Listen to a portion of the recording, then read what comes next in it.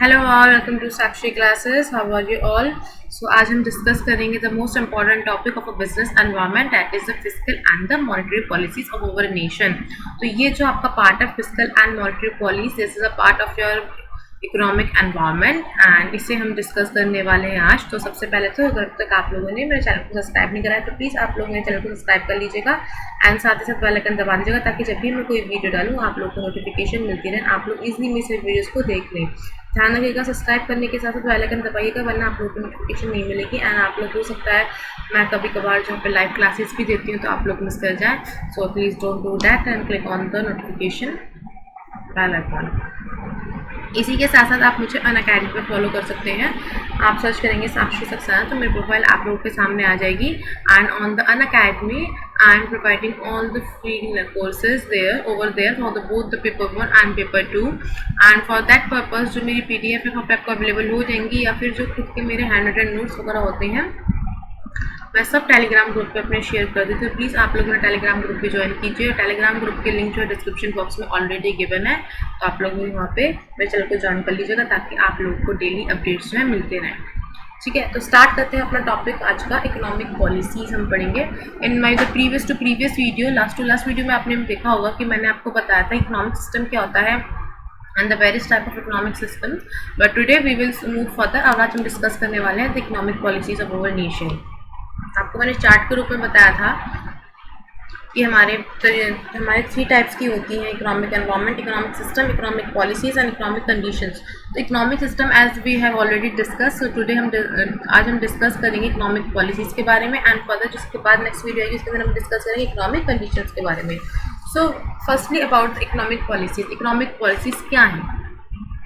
जो economic policies हमारी government की वो बहुत ही ज़्यादा सिग्निफिकेंट रोल प्ले करती हैं ताकि हम पता लगा सकें क्या हमारे बिजनेस के आसपास का इकोनॉमिक एनवायरनमेंट है जो उसे अफेक्ट कर रहा है। सो द इकोनॉमिक पॉलिसीज में और may not have the favourable effect on the business unit. It may be possible कि आपकी इकोनॉमिक पॉलिसीज है उसका कोई फेवरेबल इफेक्ट पड़े बिजनेस की पे या फिर ना पड़े, and then the government may grant a subsidies to one of the business or decrease the rate of excise duty।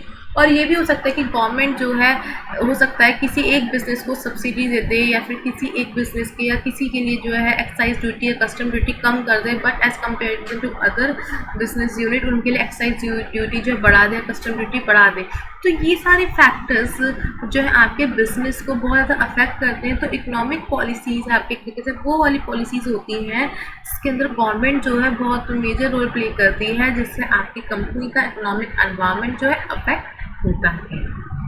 ठीक है, so there are the various economic policies that are affecting the businesses in our country, that are the industrial policy, you can say the FEMA Act आपने सुना होगा 2000 का, वो भी आपका इसी के अंदर इकोनॉमिक पॉलिसी के अंदर। Control of the foreign trade privatisation आपका इसमें आ गया। एग्जिम पॉलिसी हो गई, इंडस्ट्रियल लेबर हो गया आपका, MRTP एक्ट हो गया आपका, इसके अंदर आपका आ गया Indian companies act, income policy, price and distribution control, physical policies, monetary policy, small scale industries, infrastructure development banks, ठीक, agriculture companies, new economic policies, foreign trade policy, public loan policy, public expenditure policy, all these are comes under the economic policies of a nation.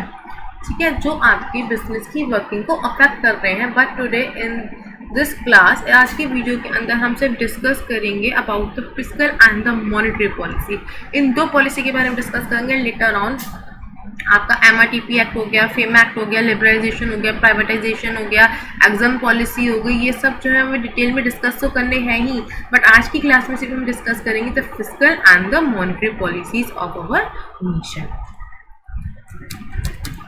तो government की basically 3 economic policy होती है, that are fiscal policy, monetary policy and the trade policy. तो today सिर्फ हम discuss करेंगे इन दो, क्योंकि फिस्कल पॉलिसी और मॉनेटरी पॉलिसी जो है बहुत ज़्यादा इंपॉर्टेंट रोल प्ले करती है और इन दो पॉलिसी से जो आपका क्वेश्चन जो है मेनली पुटअप भी एग्जामिनेशन में हो जाते हैं। So we will discuss about only these 2 policies today. The first one is the fiscal policy.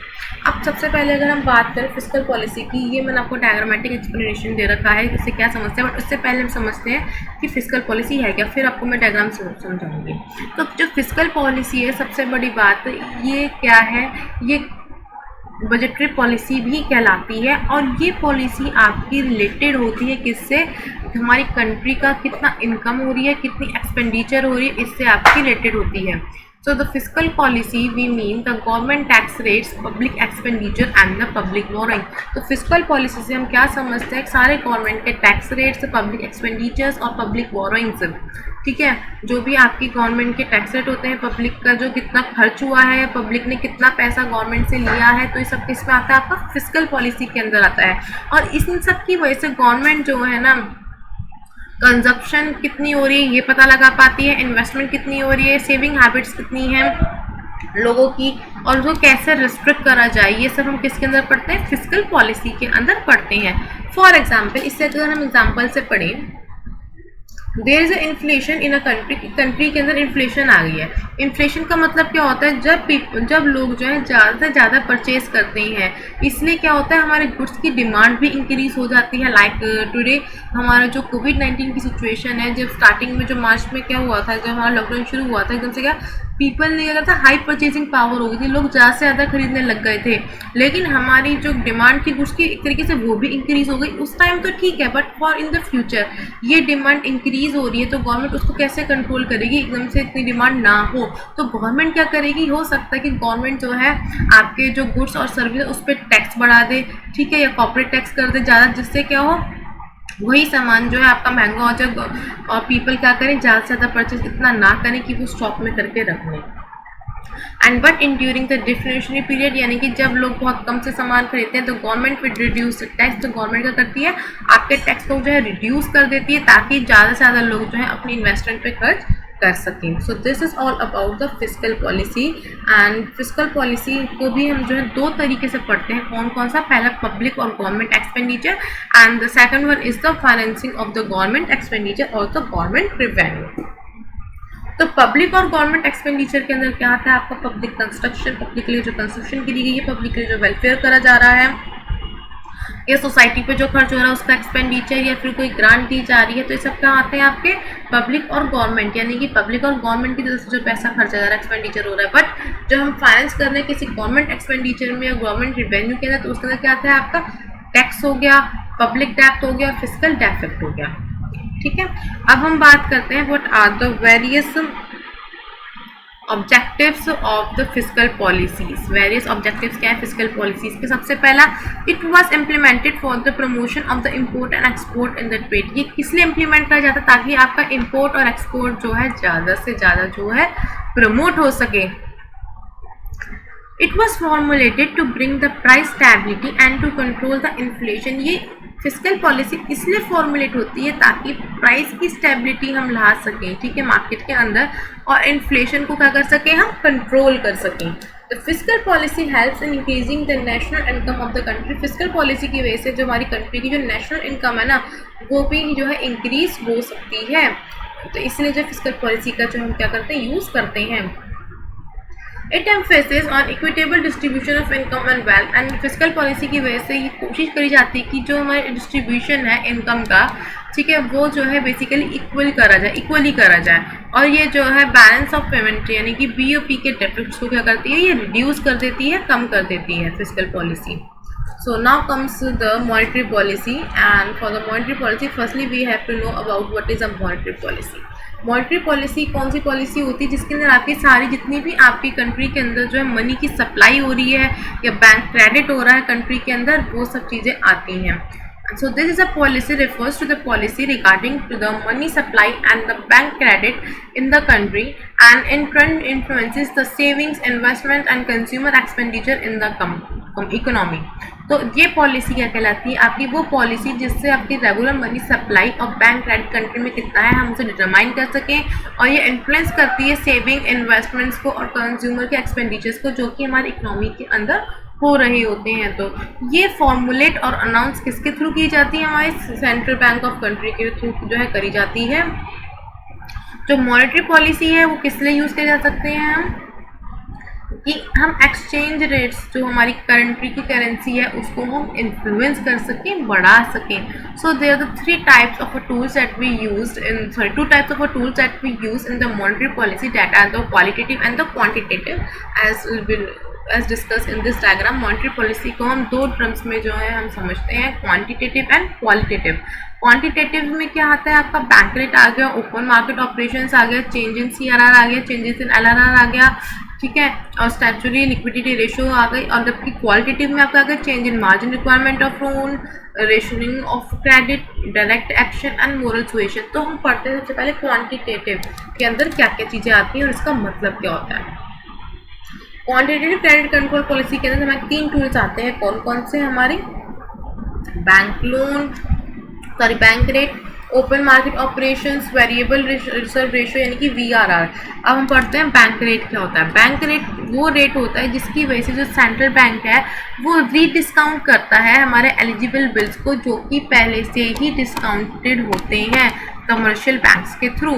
तो बैंक रेट क्या होता है, जो रेट जिस पे सेंट्रल बैंक जो है दोबारा से जो है हमारे बिल्स को जो है डिस्काउंट करती है, वो होता है आपका बैंक रेट. और ओपन मार्केट ऑपरेशन, जो सेंट्रल बैंक क्या करती है, खरीद सकती है, सेल कर सकती है सिक्योरिटीज़ को ओपन मार्केट के अंदर, जिसकी वजह से हमारी पूरी इकोनॉमी के अंदर जो है मनी की सप्लाई क्या हो, इंक्रीज हो सके. And the variable reserve ratio का मतलब क्या होता है, इंक्रीज या डिक्रीज किस चीज़ का होना, स्टैचुटरी लिक्विडिटी रेशियो के अंदर और कैश रिजर्व रेशियो के बीच का क्या इंक्रीज डिक्रीज होना, ताकि कमर्शियल बैंक जो है मेंटेन कर सकें एक प्रॉपर प्रोपोर्शन उनके खुद के प्रॉपर डिपॉजिट के बारे में. सो अब हम डिस्कस करेंगे the difference between the fiscal policy and the monetary policy of a nation. Fiscal policy, the change in the environment, spending and the tax rate. Fiscal policy क्या है, यानी कि हमारे गवर्नमेंट जो की जितनी भी स्पेंडिंग है या टैक्स रेट्स हैं वो जो है हमारे चेंज होते जा रहे हैं. जबकि मॉनेटरी पॉलिसी का मतलब क्या है, जो हमारे इंटरेस्ट रेट जो चेंज हो रहा है मार्केट के अंदर, या जो ठीक है या मनी सप्लाई जितनी भी आ रही है हमारी मार्केट के अंदर, उसको कहते हैं. बट जो फिस्कल पॉलिसी होती है वो गवर्नमेंट सेट करती है, ठीक है. बट जो हमारी मॉनेटरी पॉलिसी है वो सेंट्रल बैंक सेट करती है.